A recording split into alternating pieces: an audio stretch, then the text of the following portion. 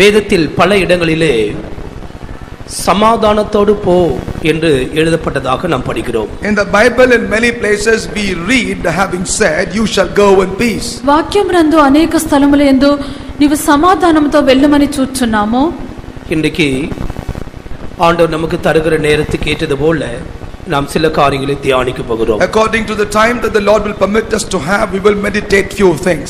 నేడు ప్రభువు మనకి ఇచ్చినటువంటి సమయమును అనుసరించి కొన్ని కార్యములను మనం ధ్యానించెదము. ஒவ்வொரு பகுதியும் அது ஒவ்வொரு ஆவிக்குரிய அர்த்தத்தை நமக்கு போதிக்கக்கூடியதாக இருக்கிறது. Each and every of those contexts will give unto us a certain spiritual truth. ప్రతి ఒక్క భాగమును మనకు ఒక ఆత్మీయ అర్థమును బోధించుచున్నది.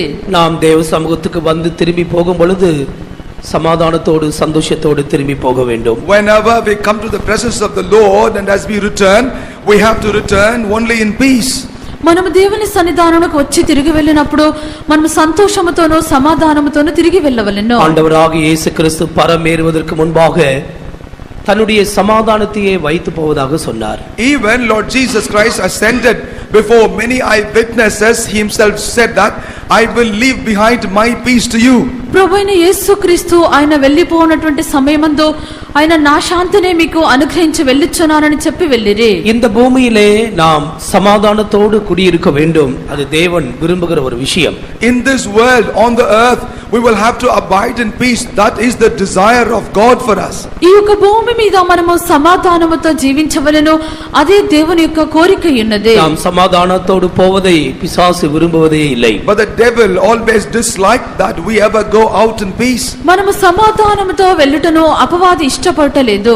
சமாதானத்தின் தேவன் நம்மோடு கூட இருந்து சாத்தானை நம்முடைய பாதங்களுக்கு கீழ்ப்படுத்துகிறார். But the God of peace is with us and that he makes us to subdue devil under our feet. సమాధానకర్తయగు దేవుడు మనకు తోడైండి అపవాదిని మన యొక్క కాళ్ళ క్రింద చితక త్రొక్కించును. 5 விஷயங்களை இன்னைக்கு நாம் தியானிக்க போகிறோம். Today we will meditate 5 things. నేడు 5 కార్యములను మనం ధ్యానించెదము. முதலாவது மோசேயின் மாமனாகிய எத்ரோ மோசேயை பார்த்து சொன்னது. First and the foremost is the word that the father-in-law of Moses, Jethro, said unto Moses. మొదటిగా మోషే మామైనటువంటి ఇత్రో మోషేని చూచి చెప్పినటువంటిది. யாத்ராகமம் 4ஆம் அதிகாரத்தின் 18ஆம் வசனத்தை படியுங்கள். Let us read Exodus chapter 4 verse 18. నిర్గమకాండము 4వ అధ్యాయము 18వ వాక్యము. மோசே தன் மாமனாகிய எத்திரோவினிடத்துக்கு வந்து நான் எகிப்தில் இருக்கிற என் சகோதரரிடத்துக்கு திரும்பி போய் அவர்கள் இன்னும் உயிரோடு இருக்கிறார்களா என்று பார்க்கும்படி புறப்பட்டு போக உத்தரவு தர வேண்டும் என்றான். அப்பொழுது எத்திரோ மோசேயை நோக்கி சுகமாய் போய் வாரும் என்றான். Moses went and returned to Jethro his father-in-law and said unto him, Let me go, I pray thee, and return unto my brethren which are in Egypt, and see whether they be yet alive. And Jethro said to Moses, Go in peace. అటు తరువాత మోషే బయలుదేరి తన మామైన ఇత్రో యుద్ధకు తిరిగి వెళ్లి సెలవైనడలా నేను ఐగుప్తులున్న నా బంధువుల యుద్ధకు మరలా పోయి వారింకా సజీవులై ఉన్నారేమో చూచెదనని అతనితో చెప్పగా ఇత్రో క్షేమముగా వెళ్ళమని మోషేతో అనెను. പിന്നെ മോശെ തന്റെ അമ്മായപ്പനായ യിത്രോവിന്റെ അടുക്കൽ ചെന്ന് അവനോട് ഞാൻ പുറപ്പെട്ട് മിസ്രയീമിലെ എന്റെ സഹോദരന്മാരുടെ അടുക്കൽ ചെന്ന് അവർ ജീവനോടെ ഇരിക്കുന്നുവോ എന്ന് നോക്കട്ടെ എന്ന് പറഞ്ഞു. യിത്രോ മോശയോട് സമാധാനത്തോടെ പോക എന്ന് പറഞ്ഞു. ஆண்டவருக்கு ஸ்தோத்திரம். Praise be to the Lord. ప్రభువుకు స్తోత్రము. இங்கே மோசேயை குறித்து நாம் பார்க்கிறோம். Here we read about Moses. ఇక్కడ మోషేను గురించి చూస్తున్నాము. இப்போது எகிப்தை விட்டு மோசே வேறொரு இடத்திலே தங்கியிருக்கிறார். Right now Moses is abiding a place away from Egypt. ఇక్కడ మోషే ఇప్పుడు ఐగుప్తును విడిచిపెట్టి వేరే స్థలంలో నివసించెను. மோசேயின் ஜனங்கள் எல்லாரும் எகிப்து தேசத்தில் தான் இருக்கிறார்கள். Whereas all the people that belong to Moses still continue to live in Egypt. అయితే మోషే యొక్క జనులందరూ వారు ఇంకను ఐగుప్తు దేశమందే ఉండిరి. அவர்கள் எகிப்திலே அடிமைகளாக இருக்கிறார்கள். And they are slaves in Egypt. వారు ఐగుప్తు దేశమునందు దాసులుగా ఉండిరి. ஏறக்குறைய 430 வருடங்கள் ஆகிவிட்டது அவர்கள் போய் சேர்ந்து. For about 430 years they have been living there. దాదాపు వారు అక్కడ వారు నివసించుచున్నది 430 సంవత్సరములై ఉన్నది. இந்த எகிப்திலிருந்து அவர்களை வெளியே கொண்டு வந்து கானானுக்கு கொண்டு போக வேண்டும். They will have to be brought out of the land of Egypt and will have to be led into the land of Canaan. వారిని ఐగుప్తు దేశము నుండి బయటికి తోడుకొని వచ్చి కనాను దేశమునకు తీసుకొని వెళ్ళవలెను. இந்த வேலையை செய்வதற்காக கர்த்தர் இந்த மோசேக்கு தரிசனமாகிறார். In order for this work to be completed, God appeared appeared unto Moses. ఈ యొక్క పనిని జరిగించు నిమిత్తము ప్రభువు మోషకు దర్శనమాయెను. 3ஆம் அதிகாரத்தின் 10ஆம் வசனத்திலே நீ இஸ்ரவேல் புத்திரராகிய என் ஜனத்தை எகிப்திலிருந்து அழைத்து வரும்படி உன்னை பார்வோனிடத்திற்கு அனுப்புவேன் வா என்று கூப்பிடுகிறார். In chapter 3 verse 10, come now therefore, and I will send thee unto Pharaoh, that thou mayest bring forth my people, the children of Israel, out of Egypt. 3వ అధ్యాయము 10వ వాక్యమందు కాగా రమ్ము నిన్ను ఫరో యొద్దకు పంపెదను ఇశ్రాయేలీయులైన నా ప్రజలను నీవు ఐగుప్తు నుండి తోడుకొని పోవాలని చెప్పెను. 4ஆம் அதிகாரம் 12ஆம் வசனத்தில் நீ போ என்று சொல்லுகிறார். And also in chapter 4 verse 12 the Lord says, you shall go. 4వ అధ్యాయము 12వ వాక్యమందు నీ వెళ్ళుము అని చెప్పెను. இவனுக்கு ஒரு நல்ல தரிசனம் கிடைத்தது. He thus received a good vision. ఇతనికి ఒక మంచి దర్శనము దొరికెను. முட்செடி நடுவே எரிகிறதான ஒரு காட்சி அவன் கண்டார். That was, he beheld a vision, that was a burning bush. అగ్నిపుదిలో మండునటువంటి దృశ్యమును ఇతడు చూచెను. அது ஒரு அற்புதமான காட்சி. And that was a wonderful sign to see. అదొక అద్భుతమైనటువంటిది. அவன் தேவ பர்வதம் மட்டும் வந்தான் ஆடுகளை ஓட்டிக்கொண்டு. 3ஆம் அதிகாரத்தின் துவக்கத்திலே நாம் அதை படிக்கிறோம். And as we read in the very beginning of chapter 3, we note that he shepherding the sheep had come to the mount of God. 3వ అధ్యాయము మొదటి వాక్యం నుండి మనం చదువుచున్నాము. అతడు మందను మేపుచు దేవుని పర్వతమైన హోరేబుకు వచ్చెను. அங்கே எரிகிற ஒரு முட்செடியை கண்டான். It is in that place he beheld the burning bush. అక్కడ మండుచున్నటువంటి ఒక పొదను చూచెను. தேவ சத்தத்தையும் அவன் கேட்டான். Also heard the voice of God. అతడు దేవుని స్వరమును కూడా వినెను. இப்பொழுது அவனுடைய அழைப்பு நிச்சயிக்கப்பட்டாயிற்று. As a result of that, his call has been confirmed. ఇప్పుడు అతని యొక్క పిలుపు నిశ్చయపరచుకొనెను. ஆண்டவருக்கு மகிமை உண்டாகட்டும். Glory be to God. ప్రభువుకు మహిమ కలుగును గాక. இந்த எரிகிற முட்செடி என்று சொல்லுகிறது கல்வாரி தரிசனத்தோடு சம்பந்தப்பட்டது. The burning bush relates to the vision of Calvary. ఈ యొక్క మండుచున్న ముండ్ల పొద అని చెప్పినప్పుడు అది కల్వారి దర్శనమై ఉన్నది. சிலுவையிலே இயேசு கிறிஸ்து வெந்து போகாமல் இருந்தார். See, on the cross, Lord Jesus was not consumed. సిలువ మీద యేసు ప్రభు కాలిపోలేదు. இன்னொரு அர்த்தத்தில் அவர் அதை ஜெயித்தார் என்றே சொல்ல வேண்டும். In another interpretation, it will have to be said that he overcome that. మరొక మాట ఎందుకు చెప్పినప్పుడు యేసు ప్రభు దాని యందు జయించినారు. இப்பொழுது இந்த மோசேக்கு ஒரு பெரிய அழைப்பு கிடைத்தது. Right now, Moses received a great call. ఇక్కడ మోషేకి ఇప్పుడు గొప్ప పిలుపు அது ஒரு దొరికినది. மகிமையான அழைப்பு. And that was a very glorious invitation. అది మహిమ కలిగినటువంటి పిలుపు ఉన్నది. கர்த்தருடைய ஜனங்களே எகிப்திலிருந்து விடுதலை ஆக்கி கானானுக்கு கொண்டு போய் சேர்க்கிற ஒரு அழைப்பு. That was an invitation or a call to set the people free from the land of Egypt and lead them into the land of Canaan. దేవుని యొక్క జనులను ఐగుప్తు నుండి విడుదల చేసి కనాను దేశమునకు తీసుకొని వెళ్ళినటువంటి పిలుపు ఉన్నది. இந்த ஊழியத்தை செய்வதற்காக தன் மாமனிடத்திலே உத்தரவு கேட்கிறார். In order to render this ministry, he seek the permission from his father-in-law. ఈ యొక్క సేవను చేయ నిమిత్తము తన యొక్క మామ యొద్ద అనుమతి అడుగుచున్నాడు. வெளியரங்கமாக சொல்லவில்லை என்றாலும் மறைமுகமாக அதை சொல்லுகிறார். Though that was not mentioned explicitly, that is what he requested indirectly. దానిని బహిరంగముగా తెలియపరచకుండా ఉండినప్పటికీ దాన్ని రహస్యంగా తెలియపరచున్నాడు. எகிப்தில் இருக்கிற என் சகோதரத்திற்கு நான் திரும்பி போக வேண்டும். I need to go unto my brethren who still are in Egypt. ఐగుప్తులో ఉండినటువంటి నా సహోదరుల యొద్దకు నేను మరలా వెళ్ళవలెను. கர்த்தருக்கு மகிமை உண்டாகட்டும். Glory be to God. ప్రభువుకు మహిమ కలుగును గాక. இந்த அழைப்பு உண்டான பொழுது எத்ரோ என்ன சொல்லுகிறார்? When this invitation was given, when this call had come, what did Jethro say? ఈ యొక్క పిలుపు కలిగినప్పుడు ఇత్రో ఏమి చెప్పుచున్నాడు? సమాధానతోడు அல்லது సుఖతోడు நீ పోయి వా. He said, go in peace or go in health. నీవు సమాధానముగా లేక క్షేమముతో తిరిగి వెళ్ళుము. இதிலிருந்து நாம் விளங்கிக் கொள்ளுகிற சத்தியம் என்ன? What is the truth that we understand from this? దీని నుండి మనం గ్రహించినటువంటి సత్యం ఏమిటి? இந்த பூமியில் பிறக்கிறதான ஒவ்வொரு மனுஷனை குறித்தும் தேவனுக்கு ஒரு பெரிய நோக்கம் உண்டு. God has a great purpose and plan for everyone that is born on the earth. ఈ యొక్క భూమి మీద జన్మించినటువంటి ప్రతి ఒక్క వ్యక్తిని గురించి దేవునికి ఒక ఉద్దేశం ఉన్నది. அவர்கள் சகோதரர்களோ சகோதரிமார்களோ தேவன் ஒரு நோக்கத்தோடு தான் இந்த பூமியிலே அவர்களை அனுப்புகிறார். They could be brothers or they could be sisters, whoever they are. God bringeth them forward into the world with a great plan. వారు సహోదరులైనను సహోదరులైనను ఎవరైనను ప్రభు గొప్ప ఉద్దేశముతోనే వారిని భూమికి పంపించున్నారు. அந்த சந்தர்ப்பம் வரும்பொழுது தேவன் அவளை அழைக்கிறார். When that occasion cometh, that's when God called them. గుర్తింపబడిన సందర్భము వచ్చినప్పుడు ప్రభు వారిని పిలుచున్నారు. தேவன் அவருடைய அழைப்பை நிச்சயப்படுத்துகிறார். And the Lord also confirmed the call. దేవుడు వారి యొక్క పిలుపును నిశ్చయపరుచున్నారు. நிச்சயப்படுத்த விட்ட பிற்பாடு அவர்கள் சமாதானத்தோடு அந்த ஊழியத்திற்கு போக போக வேண்டும். After the confirmation is established, they will have to walk forward for the ministry in peace. నిశ్చయపరిచిన తర్వాత వారు సమాధానముతో ఆ యొక్క సేవకు వెళ్ళవలెను. ஆனால் இந்த நாட்களிலே எத்தனையோ பேர் அதற்கு தடையாக இருக்கிறார்கள். But in these days, countless people are an hindrance to that. అయితే ఈ యొక్క దినములందు అనేక మంది ఆ యొక్క విషయములకు వారు అడ్డుగా కనిపించున్నారు. தேவனுடைய அழைப்பை தடை செய்வதற்கு நாம் எம்மாத்திரம்? Who we are to hinder the call of God. దేవుని యొక్క పిలుపును అడ్డగించుటకు మనం ఏ పాటి వారమో? ஒரு மனுஷனுக்கு சர்வ வல்லவர் ஒரு வேலையை கொடுக்கும்போது ஒரு மனுஷன் அதை போய் தடுக்க முடியுமா? When God Almighty giveth a work to a man, what a man, how can a man go and stop that? సర్వశక్తిగల దేవుడు ఒక మనుషునికి ఒక పనినిచ్చినప్పుడు మనుషులమైన మనం వెళ్ళి ఆపగలమా? எனவே எத்ரோவை போல் இருக்கிறவர்கள் என்ன சொல்ல வேண்டும்? Therefore, as to what must people that are like Jethro will have to say, కావున ఇక ఇత్రో వలె ఉండినటువంటి వారు ఏమి చెప్పవలెను? சமாதானத்தோடு நீ போய் வா. go in peace.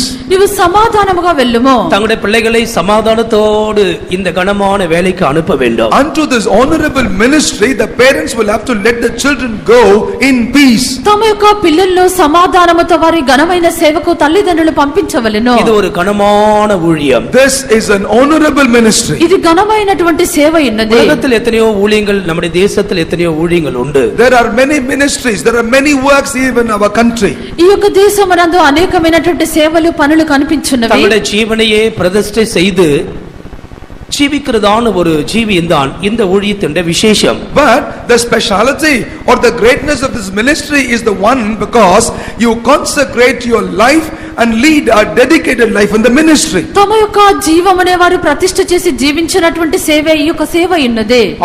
ஆரோனை போல தேவனால் அழைக்கப்படாவிட்டால் ஒருவனும் இந்த கனமான ஊழியத்திற்கு தானா ஏற்படுவதில்லை. Like Aaron, if one is not called by God, no one can automatically by themselves rise up to this ministry. అహరోను వలె పిలువబడకుండా ఎవరు కూడా ఈ యొక్క ఘనత కలిగినటువంటి సేవను ఈ ఘనతను వహించలేరు. தேவன் தரிசனங்களையும் கொடுக்கிறார், வேத வசனங்களையும் கொடுக்கிறார். God gives the visions and also the word of God. దేవుడు దర్శనములను దేవుని యొక్క వాక్యములను ఇచ్చుచున్నారు. நம்முடைய பகுதியிலே நாம் என்ன சொல்ல வேண்டும்? But from our side, what must we say? అయితే మన యొక్క భాగవంతం మనం ఏమి చెప్పవలెను? அவருடைய அழைப்பு நிச்சயம் என்று கண்ட பொழுது, The moment we figure out that his call is very sure, పిలుపు నిశ్చయం అని తెలిసినప్పుడు நாம் సந்தోషமாய் சொல்ல வேண்டும், நீ சமாதானமாய் போயிட்டு வா. joyfully we will have to declare, you shall go in peace. మనము చెప్పవలెను, నువ్వు సంతోషముగా వెళ్ళమని చెప్పవలెను. ஏனென்றால் சர்வ வல்லவருக்கு சேவை செய்ய போகிறார்கள். Because they go forward to minister unto the Almighty. ఎందుకనగా సర్వశక్తిగల దేవునికి సేవను చేయబోచున్నారు. அது மனுஷனுக்காக செய்கிற சேவை அல்ல, அது ஜீவனுள்ள தேவனுக்கு செய்கிற சேவை. This is not the ministry or service unto man, but this is ministry unto the Lord God Almighty. అదొక మనుష్య నిమిత్తము చేయనటువంటి సేవ కాదు, జీవము గల దేవునికి చేయనటువంటి సేవ ఉన్నది. ஒருவன் எனக்கு ஊழியம் செய்கிறவனானால் பிதாவானவர் அவனை If கனப்படுத்துவார். any would minister, serve me, him will my Father honor. ఒకడు నన్ను సేవించినడలా తండ్రి అయిన దేవుడు వాని గణపరచును. நான் எங்கே இருக்கிறேனோ என்ற ஊழியக்காரனும் அங்கே இருப்பான். Where I am, there will my workers be. నేను ఎక్కడ ఉందునో నా సేవకులు అక్కడ ఉండెదరు. எனவே கர்த்தருடைய சேவை அவ்வளவு விசேஷமானது. Therefore, we need to understand so great and special is the ministry unto the Lord. కావున దేవుని యొక్క సేవ అది ప్రత్యేకమైనది. இந்த அழைப்பும் விசேஷமான அழைப்பு. This calling is a very special calling. ఈ యొక్క పిలుపు విశేషమైనటువంటి పిలుపు. இந்த வருடத்தில் அழைப்பை பெற்றவர்களுக்கு நாங்கள் சொல்லுகிற விஷயம் என்ன? What is the matter that we want to communicate unto everyone that received call this year?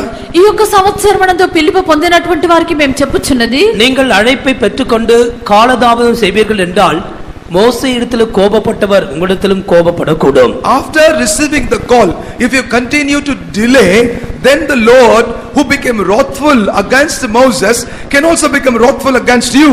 పిలుపు పొందినటువంటి మీరు కొనసాగించి ఆలస్యం చేయించి ఉండినట్లయితే మోషే యుద్ధ కోపపడినటువంటి దేవుడు మీ యుద్ధ కోపపడవచ్చును. ஆண்டவருடைய வசனம் சொல்லுகிறது, மோசேயின் மேல் அவர் கோபம் கொண்டவராய் மாறினார். The word of God 4ஆம் அதிகாரம் 14ஆம் வசனம். in chapter 4 verse 14, the Bible says 13-14 படிங்கள்.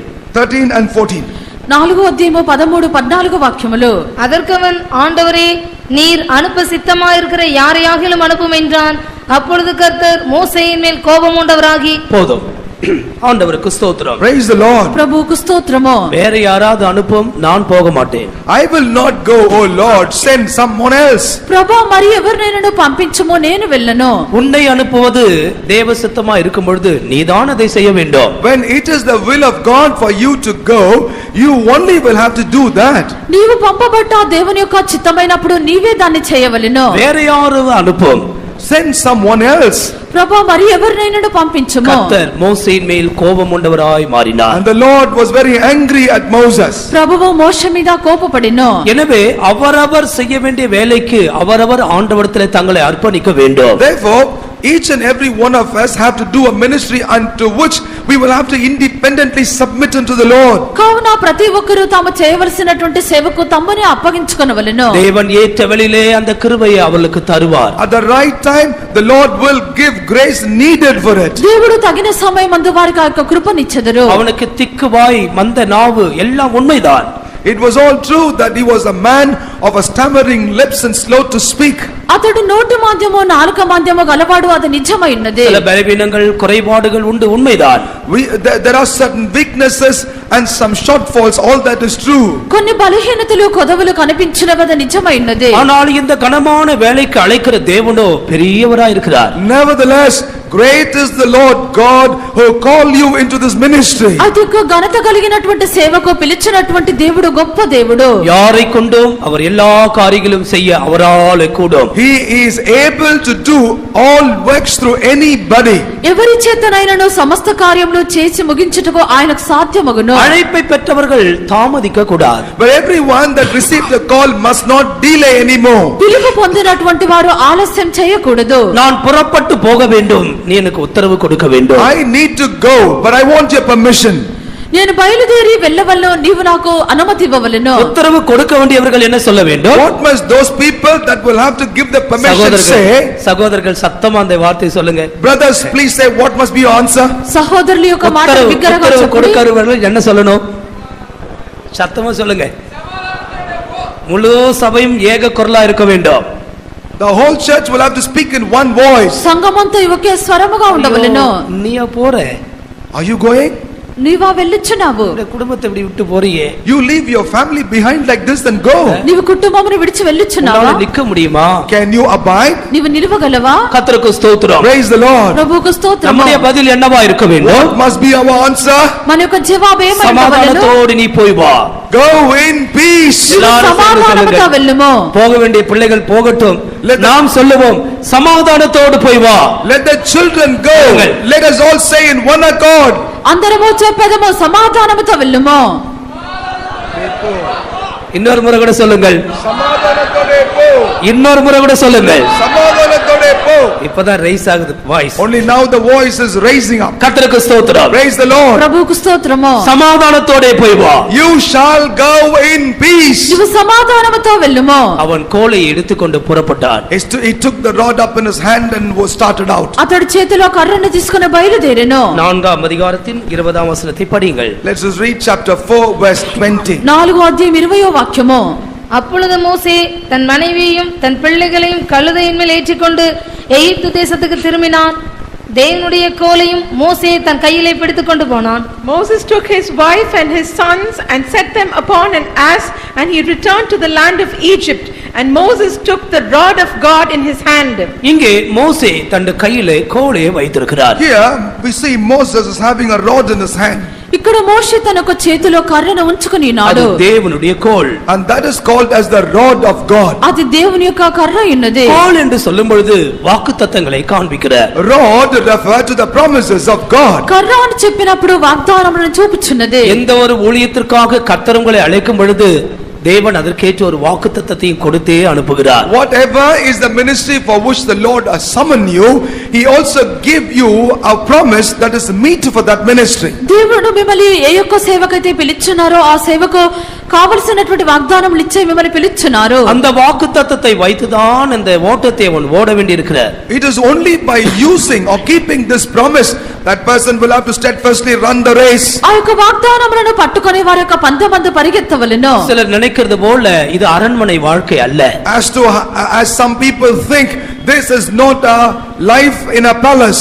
కొందరు తలంచినట్లుగా ఇది అంతాపురం యొక్క జీవితము కాదు. அதே சமயத்திலே சில வசதி வாய்ப்புகள் இருக்கத்தான் செய்கிறது. At the same time there still are certain comforts. అదే సమయమునందు కొన్ని సౌకర్యములు మనకుండును. ஆண்டவருக்கு மகிமை உண்டாகட்டும். Glory be to God. ప్రభువుకు మహిమ కలుగును గాక. சரியாக ஊழியம் செய்ய ஒப்பு கொடுக்கிறவர்களுக்கு இந்த உலகம் அவளுக்கு ஒரு வனாந்தரமாகவே இருக்கும். And to everyone that submit properly for the ministry, this word will appear to be a wilderness. సరైన రీతిలో సేవ చేయుటకు అప్పగించుకున్నటువంటి వారికి ఈ యొక్క లోకము అరణ్యం వలె ఉండును. இந்த உலகத்துக்குரியதான பணங்களோ பொருட்களோ எதுவுமே அந்த ஆத்மாவை அது திருப்திப்படுத்தவே படுத்தாது. That soul shall never be satisfied by the money of the world or the pleasures or the comforts of the world. ఈ యొక్క లోకంలో ఉండినటువంటి డబ్బు ధనము వారి యొక్క ప్రాణమును తృప్తిపరచదు. அவர்கள் கர்த்தருக்கு செய்கிறதான ஊழியமே அவளுக்கு சந்தோஷமாய் மாறுகிறது. Only the ministry that they render unto the Lord is the only chief joy. వారు దేవునికి చేయనటువంటి సేవ ఎవరికి సంతోషకరమైనదే. எனவேதான் இந்த ஓட்டத்தை ஓடுவதற்காக மோசேக்கு தேவன் கர்த்தருடைய கோலை கொடுக்கிறார். And that is the reason why that Moses will be able to run this race. God gave them his road. అందుచేత మోషే యొక్క సేవను చేయ నిమిత్తము ప్రభువు అతనికి దేవుని యొక్క కర్రనిచ్చెను. அந்த கோல்தான் கர்த்தர் நமக்கு தருகிற வாக்குத்தத்தங்கள். That road is nothing but the promises that God give to us. ఆ యొక్క కర్రే దేవుడు మనకి ఇచ్చినటువంటి వాగ్దానములు. வானமும் பூமியும் மாறினாலும் தேவன் நமக்கு தருகிற வாக்குத்தத்தங்கள் மாறுவதே இல்லை. The heavens and the earth may pass away, but the promises that the Lord God give unto us will never change. ఆకాశములు భూమిలు గతించిపోయినప్పటికీ దేవుడు మనకి ఇచ్చినటువంటి వాగ్దానములు అవెన్నడూ కూడా మార్పు చెందవు. இப்போது மோசே அந்த ஊழியத்துக்கு புறப்பட்டு போகிறார். Right now Moses is marching forward for that ministry. ఇప్పుడు మోషే తన యొక్క సేవకు బయలుదేరుచున్నాడు. பெரிய வேலை, நான் இதை எப்படி செய்வது? It is a great work, thinking as to how would I ever do. ఇది గొప్ప సేవ అయినది, నేను ఎలాగున చేయను. பார்வோன் இடத்துல போய் பேச வேண்டும். I need to go and talk to Pharaoh. ఫరో యుద్ధకు వెళ్ళి మాట్లాడవలెను. எனக்கு பேச வேண்டிய வார்த்தை இல்லை. I do not have words to speak to him. మాట్లాడటకు నా యొద్ద మాటలు లేవు. எப்படி போய் இந்த அரண்மனையிலே பேசுவது? How will I ever go to his palace to speak with him? అంతఃపురమునకు వెళ్ళి ఎలాగున మాట్లాడనది? லட்சக்கணக்கான ஜனத்திற்கு இந்த சத்தியத்தை சொல்லி எப்படி வெளியே கொண்டு வருவது? How will I declare this truth to lakhs and lakhs of people and bring them out of the land? లక్షల కొలదిగా ఉండిన జనులకు ఎలాగున సత్యమును చెప్పి బయటకు తెచ్చునది? மோசே இந்த கோலை எடுத்துக்கொண்டு போ. But God said, Moses, take this rod and go. ప్రభువు మోషేతో, మోషే ఈ కర్రను తీసుకొని వెళ్ళుము. கர்த்தருடைய ஊழியர்களை அழைக்கிறதான தேவன் அவர்களை நிலைநிறுத்தக்கூடிய வாக்குத்தத்தங்களை அவளுக்கு கொடுக்கிறார். God who calls his ministers to come forward gives unto them his promises so that they will be able to abide. దేవుని యొక్క సేవకు దేవుడు వారిని పిలిచినప్పుడు వారిని నిలుపనటువంటి వాగ్దానములను ప్రభువు వారికి ఇచ్చుచున్నారు. என்னுடைய ஜீவியத்துல கூட அப்படி ஒரு சம்பவம் நடந்தது. Even in my life once there was an occasion of that kind. నా యొక్క జీవితమందు కూడా అటువంటి సంభవం జరిగి சில ఉన్నది. வருடங்களுக்கு முன்பாக Some years ago కొన్ని సంవత్సరములకు ముందు ஒரு సభைக்கு மாறி போக வேண்டியிருந்தது. I had to go on transfer to a church. ఒక సంఘమునకు మారి వెళ్ళవలసి ఉండెను. அங்கே ஊழியம் செய்ததான ஒரு பிரதர் நல்ல இங்கிலீஷ் பிரசங்கியார், நல்ல பேசுவார். There was a brother who was an English speaking brother who rendered a wonderful ministry. ఆ యొక్క స్థలములో సేవ చేసినటువంటి సహోదరుడు మంచి ఆంగ్లం నందు అతడు మాట్లాడువాడు. அவர் திடீர்னு மாற வேண்டியிருந்தது. And suddenly he had to go on a transfer. అతడు అకస్మాత్తుగా బదిలీ చేయబడెను. நான் அந்த சபைக்கு மாறி போனேன். I had to go to that church. నేను ఆ సంఘమునకు వెళ్ళి ఉన్నాను. மனசுல பெரிய கலக்கம். There was a great confusion in my mind. మనసులో భయంకరమైన కలవరము. இந்த இடத்துல இவளுக்கு ஊழியம் செய்வது? How could I ever render ministry in this place? ఎలాగో ఈ స్థలములో సేవ చేయనది? அன்றைக்கு ஆண்டவர் எனக்கு ஒரு சொப்பனம் தந்தார். On that day God gave me a dream. ఆ దినము దేవుడు నాకు ఒక కలనిచ్చిరి. அப்போது மரித்திருந்ததான பாஸ்டர் லாசரஸ் அவர்கள் சொப்பனத்திலே வந்தார்கள். In my dream Pastor Lazar who entered into glory came in my dream. మరణించినటువంటి పాస్టర్ లాజరస్ గారు ఆ యొక్క కలలో వచ్చిరి. ஏன் நீ இப்படி கலக்கத்தோடு இருக்கிறாய்? Why are you so troubled? నువ్వెందుకు కలవరపడుచున్నావు? 2 ரூபாய் புது தாள் கொடுத்தார். He gave in my hand 2 rupees note which was a brand new note. ఆయన 2 రూపాయల నోటు క్రొత్తది నా చేతిలో ఇచ్చిరి. இந்த 2 ரூபாய் வைத்து நீ ஊழியம் செய். He said, using this 2 rupees you shall minister. ఈ యొక్క 2 రూపాయలతో నువ్వు సేవను చేయము. எத்தனையோ வருஷங்களுக்கு எனக்கு அர்த்தமே தெரியாது இருந்தது. For many years I did not know the meaning for that. అనేక సంవత్సరములుగా దీని యొక్క అర్థం నాకు తెలియకపోయెను. ஏறக்குறைய 10 வருஷங்கள் அதனுடைய அர்த்தமே எனக்கு விளங்காமல் இருந்தது. For about 10 years தேவன் அதை மறைத்து வைத்தார். I did not have an interpretation, for God hid from my eyes. దాదాపు 10 సంవత్సరములు అది నాకు తెలియకపోయిను, దేవుడు దాన్ని మరుగు చేసిరి. அதற்கு பிற்பாடுதான் ஆண்டவர் சொல்லிக் கொடுத்தார். It's only after that the Lord talked about this to me. దాని బిమ్మట్టే దేవుడు నాకు చెప్పిరి. குற்றீராய் கிடந்தவனை கொண்டு வந்து சத்திரத்தில் வைத்து விட்டு சத்திரக்காரனுக்கு 2 ரூபாய் கொடுக்கப்பட்டது. Having brought this man who was half dead unto the innkeeper, 2 rupees, 2 silvers were given. కొరప్రాణముతో పడి ఉండినటువంటి మనిషిని తీసుకుని వచ్చి పూటకుళ్ళ వాని యొక్క ఇంటిలో చేర్చినప్పుడు అక్కడ 2 రూపాయలు ఇవ్వబడి ఉన్నది. எனவே அந்த 2 ரூபாய் வைத்து அந்த குற்றீராய் கிடக்கிற மனுஷனை பலப்படுத்தி தைரியப்படுத்தி அவனுக்கு ஜீவனை உண்டாக்கணும். அதுதான் அவனுடைய ஊழியம். Making use of the 2 rupees, the innkeeper will have to provide all that is needed for him to be healed, nourished, strengthened, comforted. That was his work. అకు ఇవ్వబడినటువంటి 2 రూపాయలు ఉపయోగించి కొరప్రాణంతో ఉండినటువంటి వారిని పోషించి వారిని బలపరిచి వారిని జీవింపచేయవలెనో అదే నీకు సేవ అయినది. இந்த வெளிப்படுத்தல் ஆண்டவர் சரியாக என் மனதிலே வைத்திருக்கிறார். The Lord had kept this revelation very clearly in my mind. దేవుడి యొక్క ప్రకటనను సరైన రీతిలో నాకు మనసులో ఉంచి కృపై ఆండవరిలో కేట్టుకొండే இருக்கிறேன். But I still go on seeking grace from God always. ఈ యొక్క కృపను నాకు ఎల్లప్పుడూ నేను దేవుని అడుగుచునే ఉన్నాను. కష్టంగళ్ళే సోర్ந்து అదిరిపట్టు வருகிறதான ஜனங்களுக்கு நம்பிக்கை உள்ள வார்த்தைகளை கொடுத்து அந்த காயங்களை கட்டக்கூடியதான ஒரு ஊழியம் தான் அது. That is the ministry wherein which we give words that will be like the words that bind the wounds unto people that come multiply in many ways, troubled, wounded and also bruised to the church of God. పలు విధములైనటువంటి శ్రమలతోనూ కష్టములతోనూ గాయపడి వచ్చినటువంటి దేవుని యొక్క జనుల యొక్క గాయములను కట్టుటే ఆ యొక్క సేవ ఉన్నది. దేవుని சில వాగ్దానங்களை கொடுக்கிறார். The Lord gave certain promises. దేవుడు కొన్ని వాగ్దానములు ఇచ్చుచున్నాడు. அவர்கள் அந்த ஊழியத்தை செய்யும் பொழுது மகிமையான பிரதிபலனை தேவன் தருகிறார். When anybody that render that glorious ministry unto the Lord also give us reward to them glorious things. వారి యొక్క సేవను మహిమగా చేసినప్పుడు ప్రభు వారికి మహిమ కలిగిన ప్రతిఫలం ఇచ్చెదరు. ఎత్తరియో పోరాటங்களும் நெருக்கங்களும் அவருடைய வாழ்க்கையில வந்தது. Many constraints and struggles visited his life. ఎన్నో పోరాటములు శోధనలు అతనికి జీవితమందు కలిగెను. ఎదుర్పుகளை அவன் சந்திக்க வேண்டி இருந்தது. He also had to face many resistances. అనేకమైన ఎదిరింపులు అతను ఎదుర్కొనవలసి వచ్చెను. சிலர் நினைக்கிறது என்னவென்றால் அவன் கானானுக்கு போய் சேரவில்லை என்று தான் நினைக்கிறார்கள். Many people think that he did not reach Canaan at all. కొందరు అనుకొనిచున్నారు వారు అతడు కానాను దేశముకు వెళ్ళి చేరలేదు. కానానుకు పోగவில்லை, ఉన్మైదాన్. It is true that he did not reach the physical or a literal Canaan. అక్షర ప్రకారమైన కానానుకు అతడు వెళ్ళలేదు, అది నిజమైనది. ஆனால் அவர் ఆవికుரிய కానానుకు పోయి చేరాர். But surely he entered into a spiritual Canaan. అయితే అతడు ఆత్మీయ కానాను దేశం వెళ్ళి చేరెను. நாம் அதை எப்படி நிச்சயப்படுத்த முடியும்? How can we confirm that truth? అది ఎలాగో నిశ్చయపరచగలము? மறுரூப மலையில இயேசுவோடு கூட இருந்த ஒரு ஆள் மோசே. Moses was one who was with the transformed Lord Jesus. రూపాంతర కొండపైన యేసు ప్రభుతో ఉండినటువంటి వ్యక్తి ఒకరు మోషే అయినాడు. పాడుகளை குறித்து பேசுகிறார்கள். And they were talking about the sufferings. అతని యొక్క శ్రమలను గురించి మాట్లాడుచుండిరి. మోసే தன்னுடைய ஓட்டத்தை முடித்து தனக்கு ஆண்டவர் வைத்த இடத்திற்கு போய் சேர்ந்தார். Moses completed the race that the Lord set apart for him and he has reached the place where he had to go to. మోషే తన యొక్క పరుగును ముగించి తనకు ఉంచబడిన స్థలమునకు వెళ్లి చేరెను. మోసేயின் అడக்கத்தை ஆண்டவரே செய்து முடித்தார், ஒரு மனுஷனுக்கும் தெரியாது. God did conduct the funeral service of Moses. No man ever knew that. మోషే యొక్క భూస్థాపన ఆరాధన ప్రభువే చేసి ముగించి ఏ మనుషునికి తెలియదు. எனவே వాలిబర్களை நாங்கள் கர்த்தருடைய நாமத்திலே అழைக்கிறோம். And that is the reason why we invite the youths in the name of the Lord. కావున యవనస్తులను మేము ప్రభు యొక్క నామమున పిలుచున్నాము. దర్శనం ఉనకు ஒரு అழைப்பு இருக்குமானால் நீ పో. If there is a vision and if you have a call, you better go. నీకు ఒక దర్శనమో పిలుపు ఉండినట్లయితే నువ్వు వెళ్ళవలెను. நாமும் இருதயத்தின் ஆழத்திலிருந்து சந்தோஷமாய் போய் வாரும் என்று அனுப்புவோம். And we also from the depth of our heart lovingly and joyfully declare, go in peace. మనము సమాధానముతో సంతోషంతో తిరిగి వెళ్ళి రమ్మని చెప్పెదము. அடுத்ததாக Subsequently, తరువాత ஏலி அன்னாளை பார்த்து சொன்ன வார்த்தை. this is a word that Eli said unto Hannah.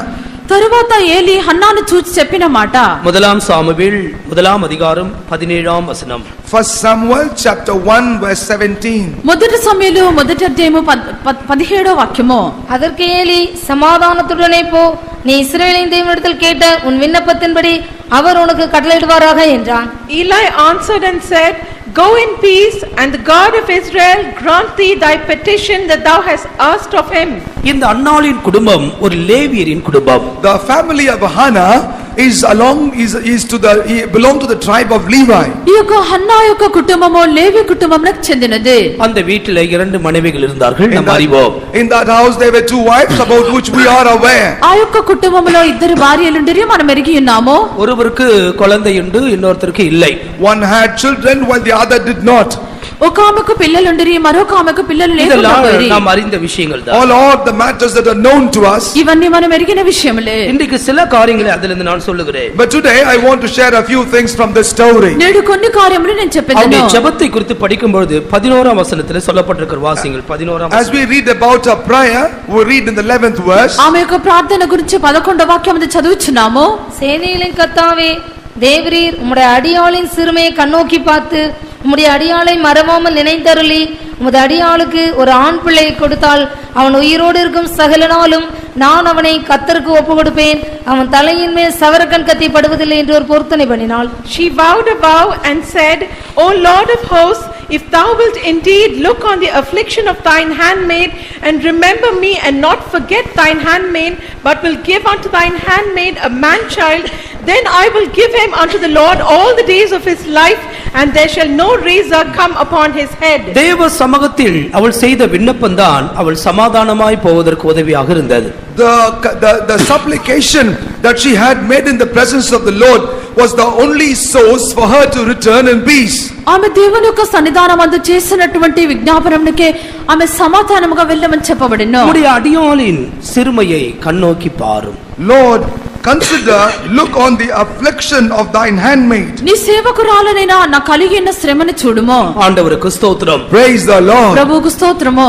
தேவன் சிறுமைப்பட்டவர்களை கண்ணோக்கி பார்க்கிறார். The Lord looks at those who are afflicted. శ్రమపడుచున్నటువంటి వారిని ప్రభువు చూచున్నారు. 9ஆம் சங்கீதம் சிறுமைப்பட்டவர்களுக்காக எழுதப்பட்ட சங்கீதம் என்றே சொல்லலாம். Psalm 9 is the one that is written exclusively for those who are afflicted.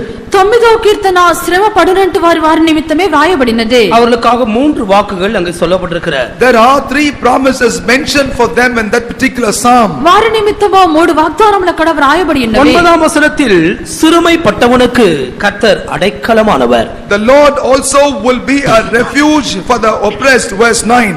9వ వాక్యమందు నలిగిన వారికి తాను మహాదుర్గమగును. நெருக்கப்படுகிற காலங்களில் அவரே தஞ்சமானவர். He is refuge in times of trouble. ఆపత్కాలంలో వారికి మహాదుర్గమగును. நீ இந்த கூட்டத்தை விட்டு சமாதானத்தோடு போக வேண்டுமானால் இந்த அன்னாளின் வார்த்தையை நீ கவனித்து பார். If you want to return in peace when the meeting is over, kindly consider the words of Hannah. ఈ యొక్క కూటమును విడిచి నీవు సమాధానముగా వెళ్ళుటకు హన్నా చెప్పినటువంటి మాటను நீ గమనించము. ஒரு சிறுமைப்பட்ட நபராக தேவ சமூகத்துக்கு வந்திருக்கலாம். You may have come to the presence of God as the one who is afflicted. నీవు శ్రమపరచబడినటువంటి మనుషునిగా దేవుని సన్నిధానమునకు వచ్చి பலவிதமான நெருக்கங்கள், போராட்டங்கள், குறைவுகள் உன்னுடைய ஜீவியத்தை சூழ்ந்திருக்கலாம். Perhaps your whole life is encircled by diverse types of troubles, afflictions and problems. పలు విధములైనటువంటి సమస్యలు, ఇబ్బందులు, కష్టములు నిన్ను ఆవరించి ఉండును. சிறுமைப்பட்ட உனக்கு சர்வ வல்லவர் அடைக்கலமாகவே இருக்கிறார். But God Almighty is your refuge even as you are oppressed. శ్రమపడినటువంటి నీకు సర్వశక్తి గల దేవుడు ఆశ్రయమై ఉన్నారు. 12ஆம் வசனத்தை படிக்கும் பொழுது As we read verse 12, 12వ వాక్యం చదివినప్పుడు சிறுமைப்பட்டவருடைய கூப்பிடுதலை அவர் மறவார். and the Lord forgetteth not the cry of the humble. బాధ అనుభవించిన వారి యొక్క మొరను ఆయన మరువడు. சிறுமைப்பட்டவருடைய கூப்பிடுதலை அவர் மறப்பதில்லை. The Lord never forget the cry of the humble. బాధపరచబడిన వారి యొక్క మొరను ఆయన మరచుటలేరు. உபத்திரப்பட்டவருடைய உபத்திரத்தை அவர் மறப்பதில்லை. And the Lord shall never forget the afflictions of them that were afflicted. శ్రమపరచబడిన వారి యొక్క శ్రమను ప్రభువు మరచుటలేరు. அவர்கள் கர்த்தரை நோக்கி கூப்பிடும் பொழுது தேவன் அவளுக்கு கேட்டருளுகிறார். Whenever they cry unto God, the Lord hearken unto them. వారు దేవుని చూసి మొర్రపెట్టినప్పుడు ప్రభువు ఆలకించున్నారు. தன்னுடைய முகத்தை அவர்களுக்கு ஆண்டவர் மறப்பதில்லை. The Lord never hide his face from them. ప్రభువు అట్టి వారికి తన యొక్క ముఖమును మరుగు చేసుకొనరు. சிறுமைப்பட்டவருடைய கூப்பிடுதலை அவர் மறவார். And the Lord never forget the cry of the humble. శ్రమపరచబడిన వారి యొక్క మొరను ఆయన మరువడు. எனவேதான் சிறுமைப்பட்டவளாக தேவ சமூகத்தில் வந்து ஆண்டவரை நோக்கி அவள் கூப்பிடுகிறாள். And that is the reason why being afflicted, she comes to the presence of the Lord and cry unto God. కావున ఆమె దేవుని యొక్క సన్నిధానమునకు వచ్చి బాధ నొందినదిగా దేవునికి మొర్రపెట్టుచున్నది. எப்பொழுதெல்லாம் நெருக்கப்பட்டு சிறுமைப்பட்டு தேவ சமூகத்தில் வருகிறாயோ அப்பொழுதெல்லாம் நீ ஆண்டவரை நோக்கி நீ கூப்பிடுவாயாக. Whenever you come to the presence of the Lord being afflicted and oppressed, you shall look and cry unto God in his presence. ఎప్పుడైతే నీవు ఇబ్బంది పరచబడి బాధింపబడుచున్నావో అటువంటి సమయమందు దేవుని సన్నిధానమందు దేవునికి మొర్రపెట్టుము. இந்த தூதை கேட்டுக்கொண்டிருக்கும் பொழுது உன்னுடைய ஆவியிலே நீ கர்த்தரை நோக்கி கூப்பிடு, கண்களை மூடி. Even as you are listening to this message, you shall close your eyes and in your spirit you shall cry unto God right now. ఈ యొక్క వర్తమానము వినిచ్చు ఉండినప్పుడే నీవు కన్నులు మూసుకొని నీ యొక్క ప్రారంభనందు దేవునికి మొర్రపెట్టుము. சிறுமைப்பட்டவளாக நான் உம்முடைய சமூகத்துக்கு வந்திருக்கிறேன். Oh Lord, behold, I have come as an afflicted brother. Come into your presence as an afflicted sister. ప్రభువా, నేను శ్రమపడినటువంటి దానిగాను శ్రమపడినటువంటి వానిగాను నీ సన్నిధానమునకు వచ్చి ఉన్నాను. உன்னுடைய கூப்பிடுதலை அவர் மறக்க மாட்டார். The Lord will never forget your cry. నీ యొక్క మొర్రను ప్రభువు మరచుటలేరు. உன்னுடைய இருதயத்திலிருந்து தொனிக்கிறதான வேதனை உள்ள சத்தத்தை அவருடைய காதுகள் கூர்ந்து கேட்கிறார். That cry of pain that comes from the very depth of your heart is hearkened by God in his ears. ఈ యొక్క హృదయాంతరంగం నందున పడుచున్నటువంటి ఒక వేదనను ప్రభువు చూచున్నారు. அதே சங்கீதம் 18ஆம் வசனத்தை கூட படியுங்கள். The same psalm, let us also read verse 18. ఆ యొక్క కీర్తన 18వ వాక్యము. எளியவன் என்றைக்கும் மறக்கப்படுவதில்லை, சிறுமைப்பட்டவர்களுடைய நம்பிக்கை ஒருபோதும் கெட்டுப்போவதில்லை. The needy shall not always be forgotten, the expectation of the poor shall not perish forever. சிறுமைப்பட்டவருடைய நம்பிக்கை ஒருபோதும் கெட்டுப் போவதில்லை. The expectation of the poor shall never perish. బాధపరచబడి వారి నిరీక్షణాస్పదము ఎన్నటికీ నశించదు. நீ எந்த காரியத்தை குறித்து நம்பிக்கையோடு வந்திருக்கிறாய்? What are you hoping? You have come to the presence today. నీవు ఏ యొక్క విషయము నిమిత్తం నిరీక్షణతో వచ్చినావు? தேவ சமூகத்திலே உன்னுடைய நம்பிக்கை என்ன? What is your hope, expectation in the presence of God? దేవుని యొక్క సన్నిధానమందు నీ యొక్క నిరీక్షణ ఏమిటి? எளியவன் என்றைக்கும் மறக்கப்படுவதில்லை. Oh, the poor shall never be forgotten forever. దరిద్రులు నిత్యము మరువబడరు. சிறுமைப்பட்டோடைய நம்பிக்கை ஒருபோதும் கெட்டுப் போவதும் இல்லை. And the hope or the expectation of the poor shall never perish. బాధపరచబడి వారి నిరీక్షణాస్పదము ఎన్నటికీ నశించదు. கர்த்தாவே, என் சிறுமையை கண்ணோக்கி பாரு. Oh Lord, consider my affliction. ప్రభువా, నా యొక్క బాధను తేరి చూడుము. உம்முடைய அடியாளுக்கு ஒரு ஆண் பிள்ளையை கொடுத்தால் அதை உமக்கே தருகிறேன். If thou wilt grant unto your handmaid a man child, him will I give only to you. నీ సేవకురాలు నేను నాకు మగపిల్లను ఇచ్చినట్లయితే నేను వారిని నీకే ఇచ్చేదను. எத்தனையோ பேரண்ட் இப்படி பொருத்தனம் பண்ணிட்டு ஊழியத்துக்கு வர வேண்டிய நேரத்தில் அனுப்புறது இல்ல. அது துக்ககரமான விஷயம். There are many parents that have also prayed like this, but after receiving a son, when the time for the ministry cometh, they do not let them go. That's a different story. అనేక మంది తల్లిదండ్రులు ఈ రీతిగానే మొదట ప్రార్థించి సేవకు వచ్చినటువంటి సమయమందు వారు పంపించలేరు. இந்த சாமுவேல் ஆலயத்துக்கு வரும்பொழுது 3 வயது குழந்தை. But when the Samuel had come to the temple, he was a 3 years old lad. ఈ యొక్క సమూయేలు దేవుని యొక్క మందిరమునకు వచ్చే సమయమందు అతడు 3 సంవత్సరముల వయసు ஒரு గలవాడు. எபிரேய ஸ்திரீ தன்னுடைய குழந்தைக்கு 3 வருடம் பால் கொடுப்பாளாம். A Hebrew mother feedeth the child for about 3 years. ఒక హెబ్రీ స్త్రీ తన యొక్క శిశువుకు 3 సంవత్సరములు పాలిచ్చును. அந்த అడిపடையிலே அவன் 3 வருடம் மட்டும் வீட்டில் இருந்திருக்கிறான். In that aspect, he had to abide in his house for about 3 years. దానిని బట్టి అతడు 3 సంవత్సరములు ఇంటిలో ఉండెను. 3 வயது குழந்தையாக அவன் தேவனுடைய வீட்டுக்கு வந்தான். But as a 3 years old child, he had come to the house of God. 3 సంవత్సరముల బాలునిగా అతడు దేవుని ఇంటికి వచ్చెను. எந்த அடிப்படையில் அவன் வந்தான்? In what condition or with what perspective he had come? ఏ యొక్క స్థితిలో అతడు ఇక్కడికి వచ్చెను? அவருடைய பொருத்தனை குறித்து நாம் படிக்கும் பொழுது, As we read further about consecration, ఆమె యొక్క మ్రొక్కబడిన గురించి చూచినప్పుడు நன்றாக கவனிக்கும் பொழுது அவன் உயிரோடு இருக்கிற சகல நாளும் அவனை கர்த்தருக்கே ஒப்பு கொடுக்கிறேன். as we read very intently there, we note that I will give him unto the Lord all the days of his life. వాడు బ్రతుకు దినములన్నింటినో నేను వాణ్ణి యెహోవాకు అప్పగింతును. அது ஒரு லேவியினுடைய பொருத்தனை, லேவியினுடைய பிரதிஷ்டை. And that is the consecration and the covenant of a Levi. ఇదొక లేవి యొక్క ప్రతిష్ఠ మొక్కుబడి ஒரு ఉన్నది. லேவியன் தான் கர்த்தருடைய ஆலயத்திலே அதிக நாள் தங்கியிருக்க முடியும். It's only a Levite who can abide in the temple of the Lord for a very long time. ఒక లేవీయుడు మాత్రమే అధిక సమయము దేవుని యొక్క మందిరములో నివసింపగలడు. இவள் தன்னுடைய பிள்ளையை ஒரு லேவியனாக கண்டாள். She beheld at her child as a Levite. ఈమె తన యొక్క కుమారుని ఒక లేవీయునిగా చూచెను. நீங்கள் உங்களுடைய பிள்ளைகளை லேவியர்களாக பாருங்கள். Also, we suggest that you may consider your children also as Levites. మీరు మీ యొక్క పిల్లలను లేవీయులుగా చూడుడి. இரண்டாவது, அவனுடைய தலையிலே சவரகன் கத்தி படக்கூடாது. And secondly, they shall no razor come upon his head. రెండవదిగా వాని యొక్క తల మీదకి క్షౌరపు కత్తి ఎన్నడూ కూడా రాకూడదు. அதன் அர்த்தம் என்ன? What does that mean? దీని యొక్క అర్థం என் ఏమిటి? பிள்ளையை நான் ஒரு நசரேயனாக ஒப்பு கொடுக்கிறேன். I surrender my child as a Nazirite. నేను నా యొక్క బిడ్డను ఒక నాసీరు వ్రతమునకు అప్పగించున్నాను. சாமுவேல் வாழ்நாள் எல்லாம் நசரேயனாகவே வாழ்ந்தான். Samuel all the days of his life lived like a Nazarene. సమూయేలు తన యొక్క బ్రతుకు కాలమంతా ఇతడు ఒక నాసీరుడిగానే జీవించెను. அது ஒரு பிரதிஷ்டை பண்ணப்பட்டதான வாழ்க்கை. And that was a life of a consecration. అదొక ప్రతిష్ఠ కలిగినటువంటి జీవితము. சவரகன் கத்தி அந்த தலையிலே படக்கூடாது. The razor or the razor shall never come upon his head. క్షౌరపు కత్తి అతని యొక్క తల మీద పెట్టకూడదు.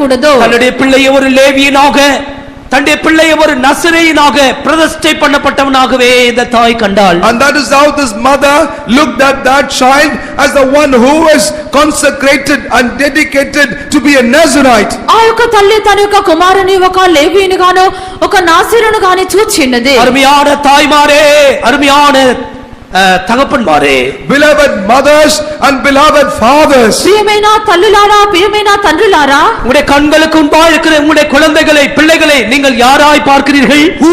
whom do you consider your children that are before your eyes? మీ యొక్క కన్నులు ఎదుట మీ యొక్క పిల్లల్ని మీరు ఏ రీతిగా చూస్తున్నారు? அவர்கள் ஒரு லேவியர்களா? Are they Levites? వారు లేవీయులా? அவர்கள் ஒரு நசரேயர்களா? Or they Nazirites? వారు నాసీరీయులా? அந்த இருதயம் தான் சமாதானமாய் திரும்பி செல்லும். Only such hearts could return in peace. ఆ యొక్క హృదయం మాత్రమే సమాధానముగా తిరిగి நீ వెళ్ళును. சமாதானத்தோடு போ. You shall go in peace. నీవు సమాధానముతో వెళ్ళుము. அப்படிப்பட்டதான தாய்மார்களுக்கும் தகப்பன்மார்களுக்கும் இன்னைக்கு தேவ சமாதானத்தை தேவன் கொடுக்கிறார். For such mothers and such fathers, the Lord grants his own peace to them. అటువంటి తల్లులకు తండ్రులకు ప్రభు దేవుని సమాధానం ఇచ్చుచున్నారు. இந்த வார்த்தையை கேட்க மட்டும் அவர் சாப்பிடவே இல்லை. Until she heard this voice, she did not eat. ఈ యొక్క మాటను వినినంత వరకు இந்த భుజించలేదు. வார்த்தையை கேட்ட பொழுது அவள் போய் புசித்தாள். But the moment she heard this voice, then she went ahead to eat. ఈ యొక్క మాటను వినిన తర్వాత ఆమె వెళ్లి அதற்கு భుజించెను. பிற்பாடு அவளுக்கு துக்க முகமே இல்லை. After that, she did not have a sad countenance. దాని పిమ్మట ఆమె దుఃఖ ముఖముతో కనిపించలేదు. ஆண்டவருக்கு மகிமை உண்டாகட்டும். Glory be to God. దేవునికి మహిమ కలుగును గాక. இப்படி தேவ சமூகத்திலே ஜெபிக்கிறவர்களுடைய இருதயம் சமாதானத்தினாலே நிரம்பும். In this manner, whoever prays in the presence of the Lord will have their heart filled with peace. ఈ రీతిగా దేవుని సన్నిధానమందు ప్రార్థించే వారి యొక్క ముఖములు మారును. பாருங்கள், எத்தனையோ குட்டி சாமுவேல்மார்கள் அங்க உட்கார்ந்து இருக்கிறாங்க மேலே. See, on the mezzanine floor, பிள்ளைகள் there are அல்லேலூயா so சொல்லுங்கள். பிள்ளைகள் எல்லாரும் அல்லேலூயா சொல்லுங்கள். பாருங்க, எத்தனை சாமுவேல் அங்க உட்கார்ந்து இருக்கு. see as to how many Samuels are seated on top. పైన చూడు ఎంతో మంది సమయలు అక్కడ కూర్చొని ఉన్నారు. அவங்க லேவியரா மாறணும். And all of those will have to become like Levites. వారందరూ లేవీయులుగా మారవలెను. அவங்க எல்லாம் வந்து நல்ல நசரேயர்களா And மாறணும். all of those will have to turn out to be good Nazirites. వారందరూ నాజీరులుగా మారవలెను. ஒரு 3 அல்லேலூயா சொல்லுங்கள் பார்க்கலாம். அல்லேலூயா, அல்லேலூயா, அல்லேலூயா. கர்த்தருக்கு மகிமை உண்டாகட்டும். Glory be to God. ప్రభుకు మహిమ కలుగును గాక. அன்னாளே நீ சமாதானத்தோடு போ. Hannah, you shall go in peace. Hannah నువ్వు సమాధానముతో நீ వెళ్ళుము. ஒரு சாமுவேலை கர்த்தருக்கு கொடுத்தாள். You have given only one Samuel to the Lord. ఈ ఒక్క సమయంలో దేవునికి ఇచ్చినప్పుడు அந்த ஸ்தானத்தில் அநேக பிள்ளைகளை கர்த்தர் உனக்கு தருவார். In that place the Lord will give you countless children. ఆ స్థలమునందు ప్రభు నీకు అనేక మంది పిల్లల్ని ఇచ్చెదరు. ஆண்டவருக்கு மகிமை உண்டாகட்டும். Glory be to God. ప్రభుకు మహిమ కలుగును గాక. அடுத்ததாக Next, తరువాత தாவீது அபிகாயிலை பார்த்து சொன்ன வார்த்தை. a word that David spake unto Abigail. దావీదు అబిగాయిలు చూచి చెప్పిన మాట முதலாம் சாமுவேல் 25ஆம் அதிகாரம் 35ஆம் வசனம். 1 Samuel chapter 25 verse 35. మొదటి సమయంలో 25వ అధ్యాయము 35వ వాక్యము. அவள் தனக்கு கொண்டு வந்ததை தாவீது அவள் கையிலே வாங்கி கொண்டு அவளை பார்த்து, நீ சமாதானத்துடைய உன் வீட்டுக்கு போ, இதோ நான் உன் சொல்லை கேட்டு உன் முகத்தை பார்த்து இப்படி செய்தேன் என்றான். David received of her hand that which she had brought him, and said unto her, Go in peace to thine house. See, I have hearkened to thy voice, and have accepted thy person. ஆண்டவருக்கு ஸ்தோத்திரம். Praise be to the Lord. ప్రభువుకు స్తోత్రము. அபிகாயிலை பார்த்து தாவீது சொல்லுகிறான், நீ சமாதானத்தோடு வீட்டுக்கு போ. Looking unto Abigail, David says, You shall go to thy house in peace. అబిగాయిలుతో దావీదు అనుచున్నాడు, నీవు సమాధానముగా నీ ఇంటికి పొమ్ము. இந்த வார்த்தையை தாவீது சொல்லுவதற்கு முன்பாக அவளுடைய கையிலிருந்து வெகுமதிகளை பொருட்களை அவன் வாங்கி கொண்டான். Before David would say this word unto her, he had accepted gifts and rewards from the hands of Abigail. ఆమె యొక్క మాటను దావీదు యొద్ద నుండి పొందుటకు ముందుగా ఆమె యొక్క చేతి నుండి అతనికి బహుమతులను ఇచ్చెను. தாவீது இவளுடைய குடும்பத்திலே ஏதாவது கிடைக்கும் என்று தான் 10 வாலிபர்களை அனுப்பினான். Expecting that he would be able to receive something from this family, sent about 10 youths to her house. దావీదు వారి యొక్క కుటుంబమునందు ఏదైనా దొరుకునని చెప్పే 10 మంది యవ్వనస్తులను పంపించెను. நாபால் ஒன்றும் அவனுக்கு கொடுக்கவில்லை. But Nabal did not give anything to him. అయితే నాబాలు ఏది కూడా ఇవ్వలేదు. அவனுக்கு கொடுக்க வேண்டிய ஒரு கட்டாயம் இருந்தது. But there was a compulsion for him to give. అతడు ఇచ్చుట అతని యొక్క కర్తవ్యమై ఉన్నది. ஆனால் ஒன்றும் அவனுக்கு கொடுக்கவில்லை. But he did not give anything to them. అయితే అతడు దేన్ని కూడా ఇవ్వలేదు. இப்போது ஒரு கோபம் அல்லது தாவீதுக்கு கோபம் உண்டானதாக நாம் பார்க்கிறோம். So as a result of that, David was provoked. దాన్ని బట్టి దావీదునకు కోపం కలిగినట్లుగా చూచున్నాము. இந்த நாபாலுக்கு பழி வாங்கும்படியாக அவர் விரும்பினார். And therefore he desired to take vengeance on Nabal. ఈ యొక్క నాబాలు యందు పగ తీర్చుకోవాలని చెప్పి అతడు కోరి ఉన్నాడు. கர்த்தருக்கு மகிமை உண்டாகட்டும். Glory be to God. ప్రభువుకు మహిమ కలుగును గాక. இப்படிப்பட்ட ஒரு சூழ்நிலை வந்த பொழுது, When such an occasion had come, ఇటువంటి సందర్భం కలిగినప్పుడు இந்த கோபத்தை இந்த சூழ்நிலையை மாற்றுவதற்காக அபிகாயில் செய்த கிரியைகளை கவனியுங்கள். in order to change away this wrath, kindly see as to what did this Abigail did. ఈ యొక్క కోపమును ఈ పరిస్థితులను మార్చు నిమిత్తము అబిగాయిలు చేసినది చూడుడి. இவள் ஒரு சாதாரண ஸ்திரீ மாத்திரமல்ல. She was not a simple and ordinary woman. ఈ ఒక సామాన్య స్త్రీ మాత్రమే కాదు. இவளுக்குள் இருந்ததான ஒரு கிறிஸ்துவின் ஆவிதான் விசேஷமானது. And the greatness in her was the spirit of Christ that was in her. ఈమెలో ఉండినటువంటి క్రీస్తు యొక్క ఆత్మ గొప్పదై ఉన్నది. வாசிங்கள் 24ஆம் வசனம். Let us read verse 24. 24వ వాక్యము. அவன் பாதத்திலே விழுந்து, என் ஆண்டவனே, இந்த பாதகம் என்மேல் சுமரட்டும், இந்த பாதகம் என்மேல் சுமரட்டும். Let this iniquity be on me. ఈ దోషము నాదని ఎంచుము. இது கிறிஸ்துவின் ஆவியை காண்பிக்கிற. This depicts the spirit of Christ. ఇది క్రీస్తు యొక్క ఆత్మను చూపుచున్నది. எங்கே கிறிஸ்துவின் ஆவி உண்டோ அங்கே சமாதானம் இருக்கும். Where there is the spirit of Christ, there shall be peace. ఎక్కడ క్రీస్తు యొక్క ఆత్మ కనిపించునదో అక్కడ సమాధానం ఉండును. தன்னுடைய புருஷன் மேல் வர வேண்டியதான ஆக்கினைக்காக இவள் பரிந்து பேசுகிறார். The condemnation which will fall on her husband, she is now pleading on his behalf. తన యొక్క భర్త మీదకి రావాల్సినటువంటి శిక్ష నిమిత్తమే ఈమె విజ్ఞాపనం చేయుచున్నది. இந்த பாதகம் என்மேல் விழட்டும். Let this iniquity be upon me. ఈ దోషము నాదని ఎంచుము. நம்முடைய அக்கிரமங்கள் எல்லாவற்றையும் பிதாவாகிய தேவன் கிறிஸ்துவின் மேல் சுமத்தினார். Our God the Father placed all our iniquity upon Christ Jesus. మన యొక్క అతిక్రమములన్నీ తండ్రి అయిన దేవుడు కుమారుడైన యేసుక్రీస్తు మీద మోపినాడు. அதுதான் கிறிஸ்துவின் ஆவி. That is the spirit of Christ. ఇది క్రీస్తు యొక్క ఆత్మ ఉన్నది. இப்போது கிறிஸ்துவின் ஆவி உள்ளவளாக தாவீதிடத்திலே வந்து சேருகிறார். Right now she had come unto David as the one that has the spirit of Christ in her. ఇప్పుడు క్రీస్తు యొక్క ఆత్మ కలిగిన దానిగా దావీదు యొద్ద చేరెను. அவள் வெறும் கையாக வரவில்லை. She did not come empty handed. ఆమె వట్టి చేతులతో రాలేదు. 18ஆம் வசனத்திலே படித்து பார்த்தால் எத்தனையோ பொருட்களை எடுத்துக்கொண்டு தாவீதை தேடி வருகிறார். As we read verse 18, there we understand as to how many things that she brought that she would come and visit David. 18వ వాక్యమందు చదివినప్పుడు అనేకమైన వస్తువులను తీసుకొని ఆమె దావీదు యొద్దకు ஏன் వచ్చెను. இத்தனை பொருட்களை தாவீதிற்கு கொடுக்க வேண்டும்? Why should she bring so many things to David? ఎందుకు ఇన్ని వస్తువులు దావీదుకు ఇవ్వవలెను? ரெண்டு வசனங்களை நான் சொல்லுகிறேன். I would like to refer two verses. రెండు వాక్యములు చెప్పెదను. நீதிமொழிகள் 18ஆம் அதிகாரம் 16ஆம் வசனம். Proverbs chapter 18 verse 16. సామెతలు 18వ అధ్యాయము 16వ వాక్యము.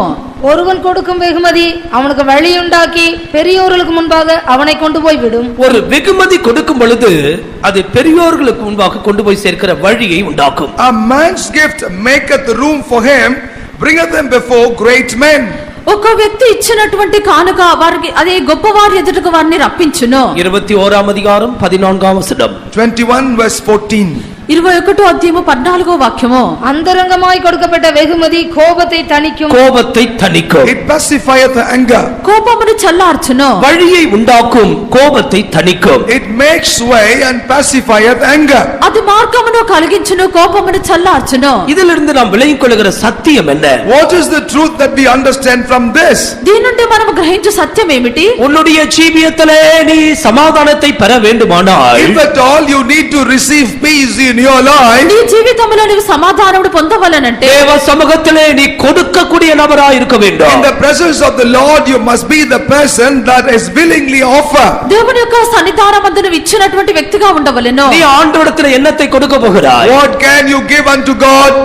నీవు దేవుని యొద్ద ఏమి ఇవ్వబోచున్నావు? மனுஷனே, அவர் உன்னிடத்தில் என்னத்தை கேட்கிறார்? Oh man, what does God demand from you? మనుషుడా, ప్రభువుని యొద్ద ఏమి అడుగుచున్నారు? அப்பங்களையும் திராட்சரசங்களையும் வத்தலான அந்த வாசிங்கள் அந்த வசனத்தை 18ஆம் வசனத்திலே வற்றலான அத்திப்பழ அடைகள் இதை ஆண்டவர் உன்னிடத்திலே கேட்கிறார். Does the Lord demand from you the bread, the wine and the figs? రొట్టెలను ద్రాక్షారసమును ప్రభువుని యొద్ద అడుగుచున్నారా? அவர் பொருட்களை நம்மிடத்திலே கேட்கவில்லை. He does not demand substances from us. ప్రభువు నీ యొద్ద వస్తువులను అడుగుటలేదు. கர்த்தருக்கு பலியாக தானமாக ஒப்புக்கொடு. But the Lord is asking you that you may offer you as a sacrifice. నిన్ను నీవే ప్రభువునకు అర్పణముగాను కానుకగాను సమర్పించుకొనుము. நம்முடைய தாவீது ஆண்டவராகிய இயேசு கிறிஸ்து நம்முடைய மத்தியிலே இருக்கிறார். Our David, Lord Jesus Christ is in the midst of us. మన యొక్క దావీదు ప్రభువైన యేసుక్రీస్తు మన మధ్యలో ఉన్నారు. நாம் அவருக்கு முன்பாக வந்து நிற்கிறோம். We will have to come and stand before him. మనము ఆయన ఎదుట వచ్చి நீ నిలుచున్నాము. இவருக்கு என்னத்தை கொடுக்க போகிறாய்? What will you give to him? నీవు ఆయనకు ఏమి ఇవ్వబోచున్నావు? உலக பொருட்களை கொடுத்தால் அவர் சந்தோஷப்படுவாரோ? Will the Lord be delighted by receiving the worldly substances? లోక వస్తువులు ఇచ్చినట్లయితే ఆయన సంతోషించదరా? நாம் கொடுக்கிற பொருட்களை காட்டிலும் நம்மையே கர்த்தருக்கு கொடுப்பதே சிறந்ததா இருக்கிற. More than what we offer unto God, what shall be precious will be to offer our own selves to him. మనం ఇచ్చినటువంటి వస్తువుల కంటేను మనల్ని అప్పగించుట శ్రేష్టమై ఉన్నది. உன்னுடைய வாழ்க்கையிலே ஆண்டவருக்கு அர்ப்பணிக்காத பகுதிகள் உண்டோ? Are there areas in your life which are not yet surrendered to your God? నీ యొక్క జీవితమునందు దేవునికి సమర్పించని భాగములున్నవా? அதிகாலையிலே எழுந்து கர்த்தருக்கு உன்னை நீ அர்ப்பணிக்கிறாயோ? Do you wake up in the morning and surrender yourself into the hand of God? ఉదయకాలమే లేచి నిన్ను ప్రభువుకు అప్పగించుకొనుచున్నావా? உன்னுடைய கையில் இருந்து அவர் அதை வாங்கிக் கொள்ளட்டும். Let him receive that off from your hand. నీ యొక్క చేతులంటే ప్రభు దాన్ని తీసుకొననిమ్ము. கண்களை மூடினவனாக உன்னுடைய கையில் இருக்கிறதை நீ ஆண்டவருக்கு கொடுத்து விடு. Close your eyes and surrender unto the Lord as to what is in your hand. నీవు కన్నులు మూసుకొని నీ చేతిలో ఉన్నది నీ ప్రభువుకు అప్పగించు. உன்னுடைய ஆவி ஆத்மா சரீரத்தை அந்த பலிபீடத்தின் மேல் வைத்து விடு.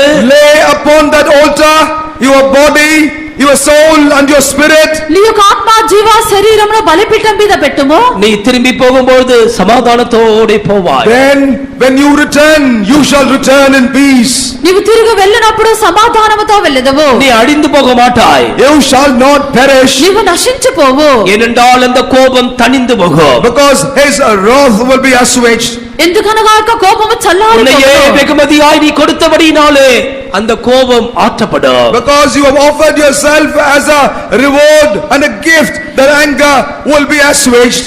నిన్నే ప్రభువుకు కానుకగా అప్పగించుకున్నందున ఆయన యొక్క కోపము చల్లారును. உன்னையே வெகுமதியாய் கொடுத்ததினாலே தேவன் உனக்கு ஒரு வழியை உண்டாக்கி And கொடுத்திருக்கிறார். because you offered yourself as a gift, the Lord shall make also a way for you. నిన్నే నీవు బహుమతిగా అప్పగించినందున ప్రభు మార్గమును తెరిచినారు. ஆண்டவருக்கு மகிமை உண்டாகும். Glory be to God. ప్రభువుకు మహిమ కలుగును గాక. நான்காவது விஷயத்தை சொல்லுகிறேன். Let me share with you the fourth matter. నాలుగో విషయం చెప్పెదను. மார்க்கு சுவிசேஷம் 5ஆம் அதிகாரம் 34ஆம் வசனம், 33, 34 ஆகிய வசனங்கள். Mark's Gospel chapter 5 verses 33 and 34. Mark సువార్త 5వ అధ్యాయం 33, 34 వాక్యములు. தன்னிடத்திலே சம்பவித்ததை அறிந்த அந்த ஸ்திரீயானவள் பயந்து நடுங்கி அவர் முன்பாக வந்து விழுந்து உண்மையை எல்லாம் அவருக்கு சொன்னாள்.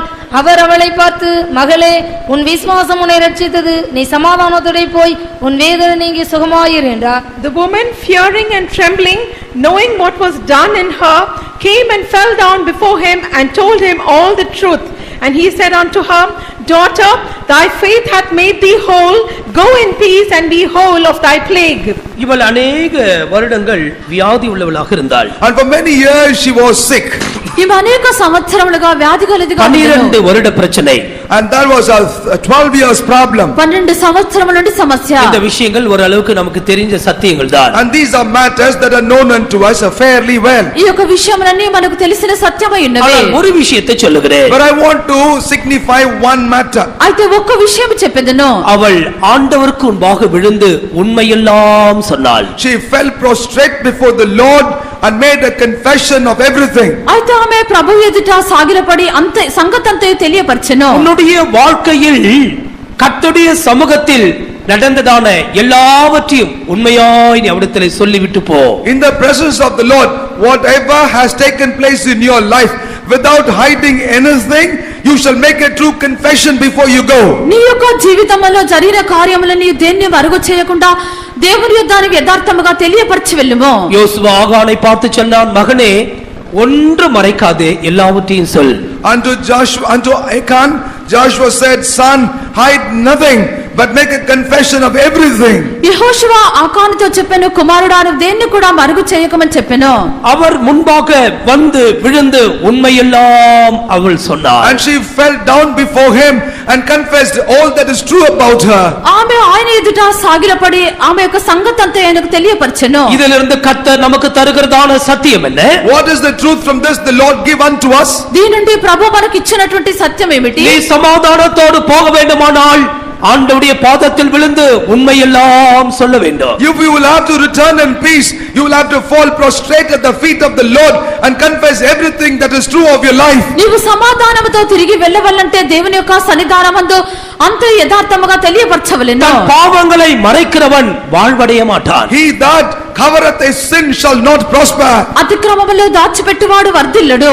அறிக்கை செய்து விட்டு விடுகிறவனோ இரக்கம் பெறுவார். But him that confesseth and leave those behind shall find mercy. దానిని ఒప్పుకోలు చేసి విడిచిపెట్టువాడు కనికరం పొందును. இங்கே ஆண்டவருடைய பிரசன்னம் இருக்கிறது. There is presence of God here. ఇక్కడ దేవుని యొక్క సన్నిధానం ఉన్నది. பரிசுத்தமுள்ளவராக இயேசு நம்முடைய மத்தியிலே அசைவாடி கொண்டிருக்கிறார். The Lord is moving in the midst of us as the holy God. పరిశుద్ధమైన దేవునిగా యేసు మన మధ్యలో సంచరించున్నాడు. நம்முடைய வாழ்க்கையிலே தேவன் இன்றைக்கு ஒரு சந்தர்ப்பத்தை கொடுக்கிறார். In your life, behold, now the Lord is giving you an opportunity. నీ యొక్క జీవితమందు ప్రభువు ఇప్పుడు ఒక సందర్భమును நீ ఇచ్చుచున్నాడు. సమాధానத்தోடு పోయి సుఖమాய் இருக்க வேண்டுமானால், If at all you will have to go in peace and live in prosperity, నీవు సమాధానముతో వెళ్లి స్వస్థతగా ఉండవలనంటే ஆண்டவருடைய பாதத்தில் விழுந்து உண்மையெல்லாவற்றையும் நீ அவருக்கு சொல்லுவாயாக. at the feet of the Lord, if you would prostrate, fall and make a confession of all that is true of your life. నీవు ప్రభు యొక్క పాదముల యొద్ద పడి నీవు సంగతంతో తెలియపరచవలెను. சமாரிய ஸ்திரீ பார்த்து இயேசு என்ன சொன்னார்? What did the Lord say unto that Samaritan woman? సమరయ స్త్రీని చూచి ప్రభువు ఏమి చెప్పాడు? ஸ்திரீயே, உன் புருஷனை அழைத்து கொண்டு வா. Oh, woman, bring forward your husband. స్త్రీని యొక్క భర్తను పిలుచుకొని రమ్ము. அதற்கு அவள் என்ன சொல்லுகிறார்? What did she say in response to that? అందుకు ఆమె ఏమి చెప్పి ఉన్నది? எனக்கு புருஷன் இல்லை. I do not have a husband. నాకు భర్త లేడు. இயேசு சொன்னார், நீ சொன்னது சரிதான் சொன்னார். Then Jesus said, what you said was true. యేసు చెప్పాను, నువ్వు సత్యమే చెప్పినవి. ஏனெனில் உனக்கு 5 புருஷர்கள் இருந்தார்கள். Because you had 5 husbands. నీకు 5 భర్తలుండిరి. நீ உண்மையை சொன்னாள். You spake the truth. నీవు నిజమే చెప్పి ఉన్నావు. அந்த சூழ்நிலையிலும் ஆண்டவர் அவளுக்கு ஒரு இரக்கத்தை காண்பித்தார். Even in that context, the Lord displayed his mercy to her. ఆ పరిస్థితిలో ప్రభు ఆమెకు కనికరము చూపి, வாலிப சகோதரனே, வாலிப சகோதரியே, Oh young brother, young sister, ప్రియమైన యవనస్తుడా, యవనస్తురాలా, கிறிஸ்து சிலுவையிலே சம்பாதித்த சமாதானம் அவ்வளவு பெரியது. that's how great is the peace that Lord Jesus earned for us on the cross of Calvary. క్రీస్తు సిలువలో సంపాదించిన సమాధానం అంత అంత గొప్పదైనది. அதை இழந்து போய் இந்த பூமியிலே நீ எப்படி ஜீவிக்க போகிறாய்? How can you continue to live in the world having lost that? ఆ యొక్క సమాధానమును పోగొట్టుకొని భూమి మీద ఎలాగున அந்த జీవించదు? சமாதானத்தை இழந்து போனவர்கள் என்ன சொல்லுகிறார்கள்? What those people that have lost that peace confess today? ఆ సమాధానము పోగొట్టుకున్న వారు ఏమి చెప్పుచున్నారు? நாங்கள் உயிர் வாழ எங்களுக்கு விருப்பமே இல்லை. We do not like to live anymore. జీవించుటకు వారికి ఇష్టం లేదు. வாழ்க்கை எங்களுக்கு கசப்பா இருக்கிறது. For our life is already bitter. జీవితం మాకు చేదుగా ఉన్నది. அப்படி யாராவது இங்கே வந்திருக்கிறீர்களோ? Is there anybody with that kind of a confession come here? ఎవరైనా ఈ రీతి ఇక్కడికి వచ్చినారా? ஆண்டவருடைய பாதத்தில் விழுந்து உண்மையெல்லாம் சொல். But just prostrate, fall at the feet of the Lord and confess all the truth. దేవుని యొక్క పాదములంతా సాగిలపడి సత్యము చెప్పుము. ஆண்டவருடைய சமூகத்திலே அவள் பயந்து நடுங்கி போனாள். In the presence of the Lord she was so afraid. దేవుని యొక్క సన్నిధానమందు భయపడాన వణికి ఉన్నది. ஆண்டவர் சொல்லுகிறார், மகளே என்று கூப்பிடுகிறார். But the Lord calleth her my daughter. ప్రభువు ఆమెతో కుమార్తె అని పిలిచెను. 34వ వచనத்தில் మகளே என்று கூப்பிடுகிறார். And in 14th verse the Lord says my daughter. 34వ వాక్యమందు కుమారి అని పిలిచెను. அது இயேசுவின் வார்த்தை. And that is the word of Jesus. అది యేసు యొక్క మాట అయినది. மகனே என்று உன்னை பார்த்து கூப்பிடுகிறார். Unto you the Lord says son. ఆయనను చూచి కుమారుడా అని పిలిచెనాడు. சமாதானத்தோடு போ. You shall go in peace. నీవు సమాధానముతో వెళ్ళుము. உன்னுடைய வேதனை நீங்கட்டும். For your grief shall be departed from you. నీ యొక్క బాధ నివారణము நீ కావలెను. சுகமாயிரு என்று ஆண்டவர் வாழ்த்தி You அனுப்புகிறார். shall be healed, saying so the Lord sent. నీకు స్వస్థత కలుగును గాక అని చెప్పి పంపెను. கர்த்தருக்கு மகிமை உண்டாகட்டும். Glory be to the Lord. ప్రభువుకు మహిమ కలుగును గాక. உண்மையுள்ளவன் பரிபூர்ண ஆசீர்வாதங்களை பெறுவார். Faithful shall receive abundance of blessings. నమ్మకమైన వాడు నిండైన దీవెనలు పొందును. கடைசியாக படிக்கும் பொழுது As we read finally, చివరిగా చదివినప్పుడు லூக்கா சுவிசேஷம் 7ஆம் அதிகாரம் 50ஆம் வசனத்தில் Luke's Gospel chapter 7 verse 50. లూకాసు వార్త 7వ అధ్యాయము 50వ அங்கே వాక్యము. இயேசு ஒரு ஸ்திரியை பார்த்து இதே வார்த்தையை சொல்லுகிறார். Lord Jesus is saying the self same word unto another woman. ఇక్కడ యేసు ఒక స్త్రీని చూచి ఈ మాటని చెప్పెను. அவர் ஸ்திரீயை நோக்கி உன் விசுவாசம் உன்னை ரட்சித்தது, சமாதானத்தோடே போய் என்றார். He said to the woman, thy faith hath saved thee, go in peace. வியாதி உள்ள ஆட்கள் மாத்திரமல்ல, பாவிகளுக்கும் ஆண்டவர் இந்த வார்த்தையை கொடுக்கிறார். It's not only unto those that are sick, but even to the sinners God give this word. వ్యాధి గల వారికి మాత్రమే కాదు పాపులకు కూడా ప్రభు యొక్క మాటను చెప్పుచున్నారు. அவள் ஒரு பாவியாகிய ஸ்திரீ. She was a sinful woman. ఆమె ఒక పాపాత్మురాలైన స్త్రీ. கர்த்தருக்கு ஸ்தோத்திரம். Praise the Lord. ప్రభువుకు స్తోత్రము. இயேசு இவளுடைய காரியத்தை 3 விதமாக சொல்லுகிறார். Lord Jesus explains her matter in 3 aspects. ఈమె యొక్క విషయమును యేసు ప్రభు 3 రీతిలో చెప్పెను. வாசிங்கள் 44, 45 ஆகிய வசனங்கள். Verses 44 and 45 as well. 44, 45 వాక్యములు.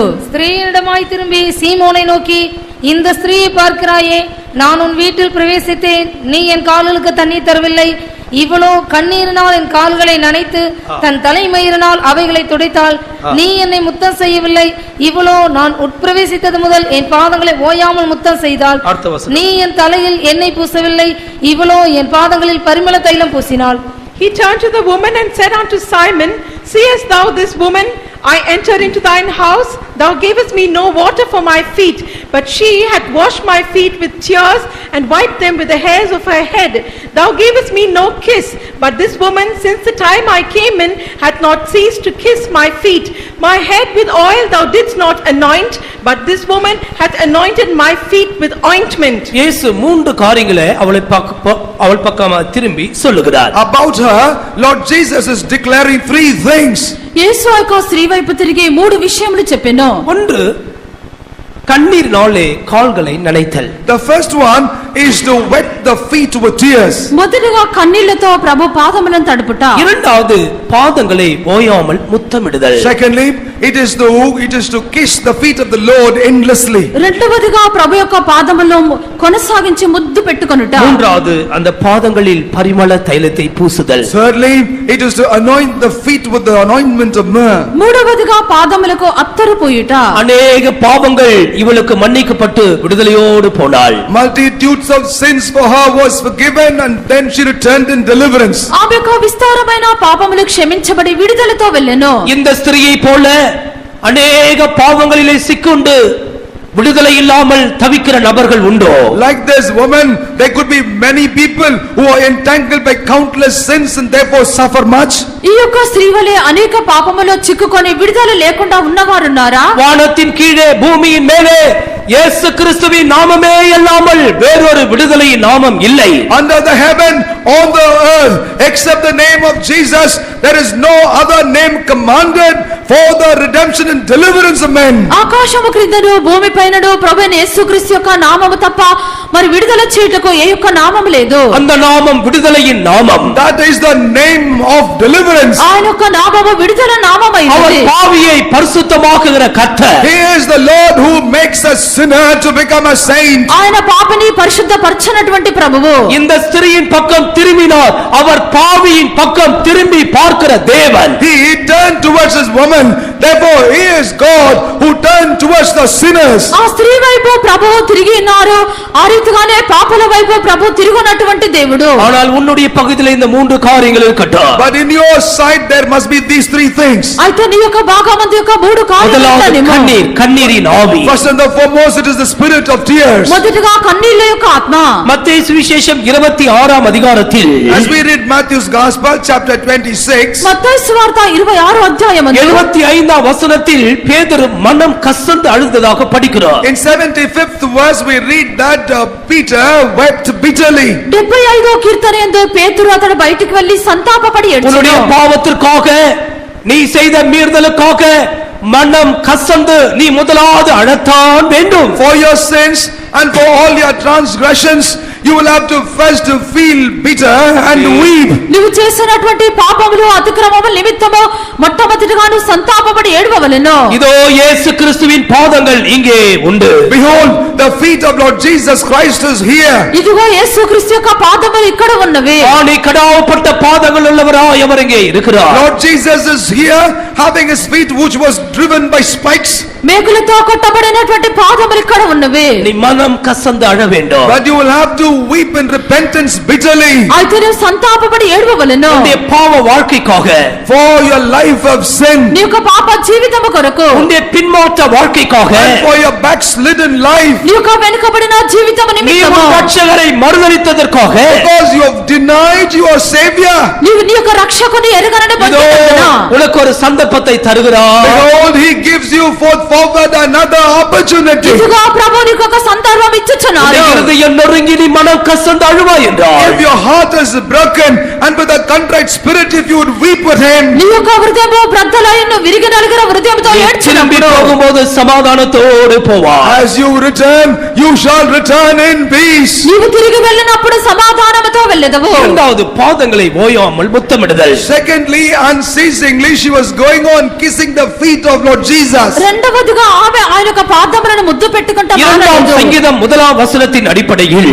As we read Psalm 2 verse 1, రెండో కీర్తన మొదటి వాక్యము, குமாரனுடைய பாதங்களை முத்தமிட வேண்டும். we will have to kiss the feet of the Son. కుమారుడు యొక్క పాదములను ముద్దు పెట్టుకొనవలెను. குமாரன் கோபம் கொள்ளாமலும் வழியில் நீங்கள் அறியாமல் இருக்கும்படி அவரை முத்த செய்யுங்கள். Lest the Son become angry on you and that you should be consumed on the way, kiss the feet of the Son.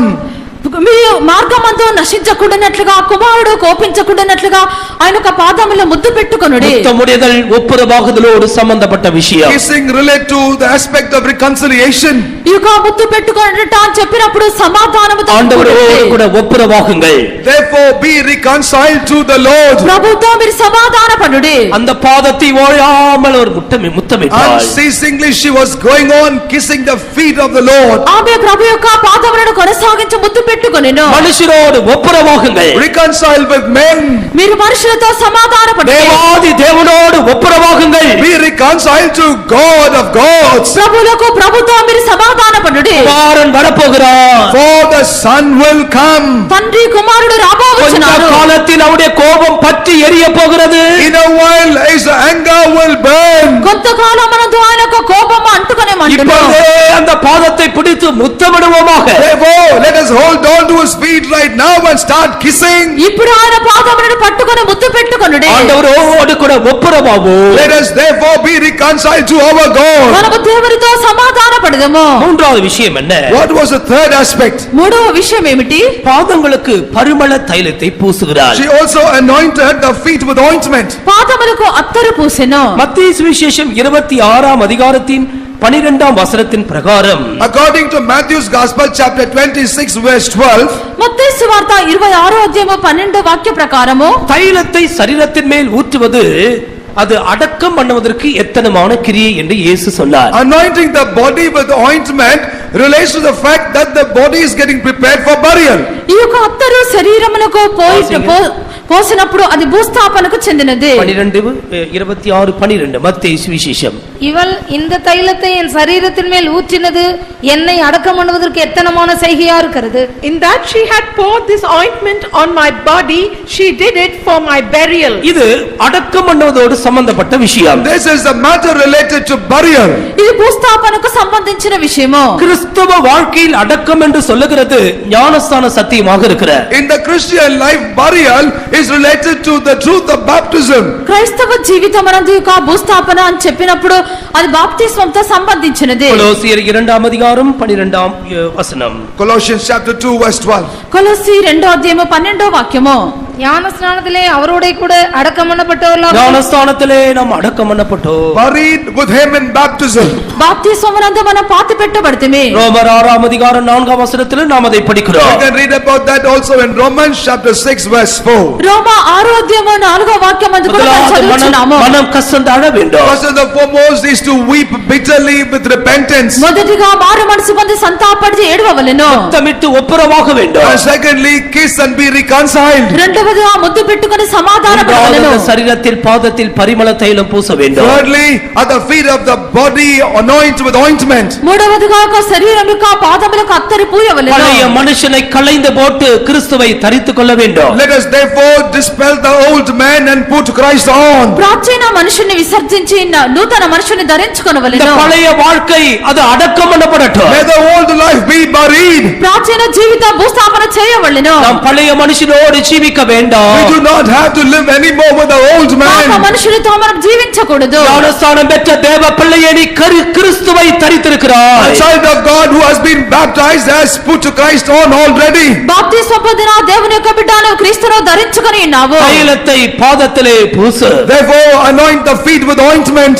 అత్తరును పాదములకు పోయుము. அதனுடைய ஆவிக்குரிய விஷயம் என்ன? What is the spiritual interpretation of that? దీని యొక్క ఆత్మీయ అర్థం ఏమిటి? கிறிஸ்துவின் சரீரத்தை அடக்கம் பண்ணுவதல்ல, என்ற பழைய மனுஷனையே நான் அடக்கம் பண்ணுகிறேன். It is not to bury the body of Christ, but I bury my own and old self.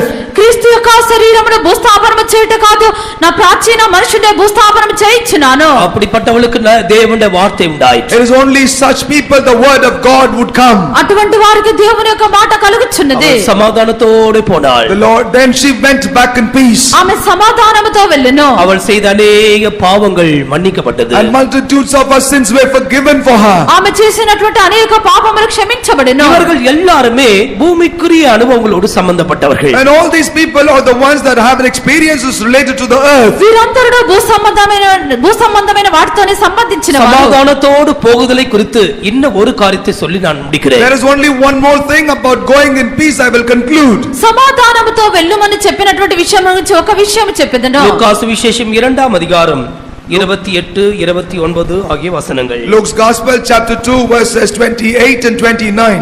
లూకాసు వార్త 2వ అధ్యాయము 28, 29 వాక్యములు. அவன் அவரை தன் கைகளில் ஏந்தி கொண்டு தேவனை ஸ்தோத்திரித்து, ஆண்டவரே உமது வார்த்தையின்படி உமது அடியேனை இப்பொழுது சமாதானத்தோட போக விடுகிறீர். Then took he him up in his arms and blessed God and said, Lord, now lettest thou thy servant depart in peace according to thy word. ஆண்டவருக்கு ஸ்தோத்திரம். Praise be to the Lord. ప్రభువుకు స్తోత్రము. இவனுடைய பெயர் Simeon. His name is Simeon. ఇతని యొక్క పేరు సిమియోను. அவன் ஒரு நல்ல நீதியுள்ள மனுஷன். He was a righteous man ఇతడు నీతిమంతుడు. மேசியாவுக்காக காத்திருந்தான். waiting for the Messiah. ఇతడు మెస్సియా కొరకు కనిపెట్టిన వాడు. ஆண்டவராக இயேசு சிறு பாலவனாக தேவாலயத்துக்கு அவரை கொண்டு வந்த பொழுது, And when Lord Jesus Christ was brought to the temple as a child, ప్రభువైన యేసుక్రీస్తు ఒక శిశువుగా దేవుని ఆలయంలోకి తీసుకొని அந்த రాబడినప్పుడు இயேசுவை தன் கைகளிலே அவன் ஏந்தி கொண்டான். he held that infant Jesus in his hand, ఆ యొక్క యేసు ప్రభువును తన చేతుల్లో తీసుకొనెను. ஆண்டவரை ஸ்தோத்திரிக்கிறான். and then he praised God. దేవుని స్తుతించెను. இப்போது அவன் என்ன சொல்லுகிறான்? After that, what does he say? ఇప్పుడు అతడు ఏమనుచున్నాడు? ஆண்டவரே, இப்போது நான் சமாதானத்தோடு போகிறேன். Lord, now let us thou thy servant depart in peace. ప్రభువా, ఇప్పుడు సమాధానంతో నీ దాసుని పోనిచ్చుచున్నావు. இதனுடைய அர்த்தம் என்ன?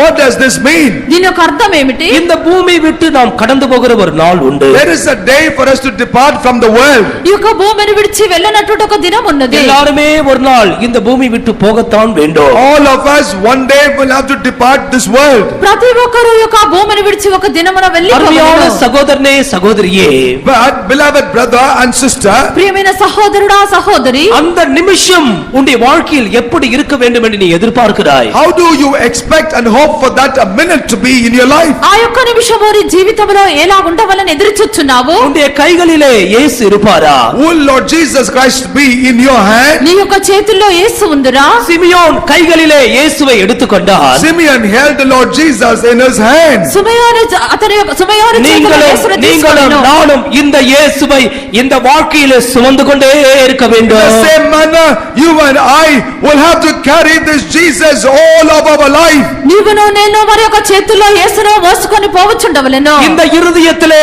நாம் அவரை சுமக்க வேண்டும். In this heart, we will have to always carry the Lord. ఈ యొక్క హృదయంలో యేసును ఎల్లప్పుడూ இந்த భరించవలెను. மனதிலே இந்த இயேசுவை நாம் சுமந்திருக்க வேண்டும். In this mind, we will only have to bear the Lord. ఈ యొక్క మనసులో యేసును మనం మోయవలెను. அவர்தான் சமாதானத்தின் பிரபு.